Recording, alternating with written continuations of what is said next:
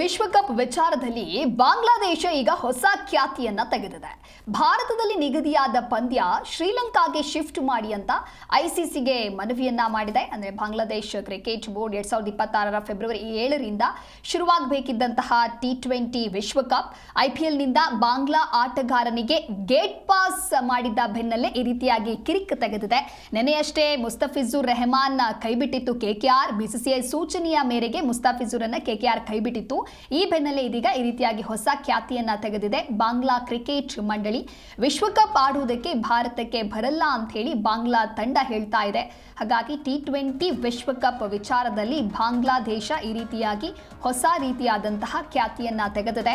IPL 2026 ಆವೃತ್ತಿಗೂ ಮುನ್ನ Kolkata night Riders ತಂಡದಿಂದ ಮುಸ್ತಫಿಜುರ್ ರೆಹಮಾನ್ ಅವರನ್ನ ಕೈಬಿಟ್ಟಿತ್ತು. ಅದಾದ ನಂತರದಲ್ಲಿ ಬಾಂಗ್ಲಾದೇಶ ಕ್ರಿಕೆಟ್ ಮಂಡಳಿ ತನ್ನ T20 ವಿಶ್ವಕಪ್ 2026 ಪಂದ್ಯಗಳನ್ನು ಭಾರತದಿಂದ ಶ್ರೀಲಂಕಾಕ್ಕೆ ಸ್ಥಳಾಂತರಿಸುವಂತೆ ಕೋರಿ ಇದೀಗ ಮನವಿಯನ್ನ ಮಾಡಿದೆ.